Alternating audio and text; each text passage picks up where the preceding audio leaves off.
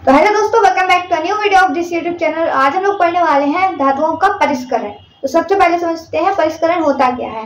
जब हम लोग सबसे पहले तो अयस्कों का सांद्रण करते हैं, उसके बाद में उसका चयन कराते हैं, और जब ये सब हो जाता है उसके बाद में धातुओं का निष्कर्षण करते हैं या फिर उसको ही कह देते हैं परिष्करण। ठीक है, निष्कर्षण यानी कि निकालना होता है, धातु निकालना। ठीक, तो इसके लिए सबसे पहले क्या होता है, परिसमापन विधि होती है।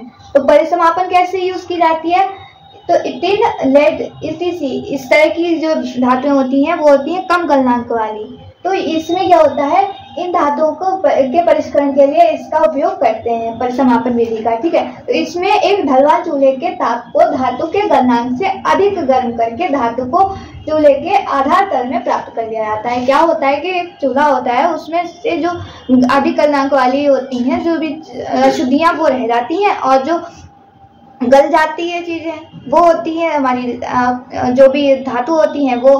ठीक है, क्योंकि कम गलनांक वाली हैं वो जल्दी गल जाएंगी और वो अलग हो जाएंगी। ठीक है, तो उन्हें आधार तल में प्राप्त कर लिया जाता है। तो ये हो गई परिसमापन विधि। दूसरी होती है आसवन विधि। तो आसवन यानी कि बाष्पित होना। ठीक है, बाष्पित यानी कि भाप बनना, सीधी बात ये है। ठीक, तो भाप कैसे बनेगी, जैसे कि जिंक होती है, मरकरी होती है, तो ये होती है बहुत जल्दी बाष्पित हो जाती है, यानी कि बहुत जल्दी भाप बनने लगती है। गर्म जरा सा करो भाप बन गई। ठीक, तो इस विधि से अधिक वाष्पशील धातुओं का परिष्करण करते हैं।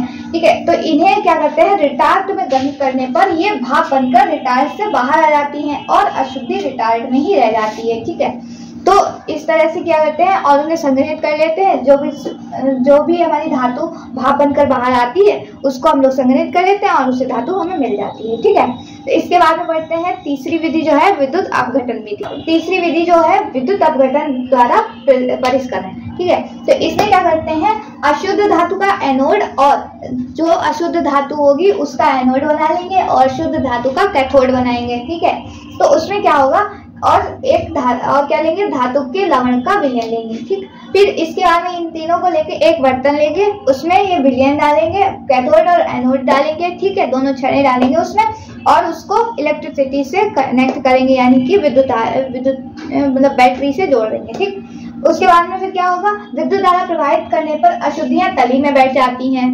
ठीक है, और कैथोड पर हमें शुद्ध धातु प्राप्त हो जाती है। ठीक है, क्योंकि एनोड तो वही थी अशुद्ध धातु की। ठीक है, और कैथोड जो है वो शुद्ध धातु वाली हमने खुद की तरफ से डाली थी उसमें। तो क्या हुआ कि जो भी शुद्ध धातु थी वो कैथोड पर जाकर चिपक गई और जो अशुद्धियां थी वो नीचे तली में बर्तन के बैठ जाती हैं। तो यही हमने लिख रखा है, कैथोड पर हमें शुद्ध धातु प्राप्त हो जाती है। तो उम्मीद करते हैं आपको समझ में आ गई होंगी तीनों विधियां परिष्करण के लिए। तो अगर वीडियो अच्छी लगे तो लाइक कीजिएगा, चैनल को सब्सक्राइब कीजिएगा। फिर मिलते हैं एक और नए वीडियो के साथ, तब तक के लिए धन्यवाद।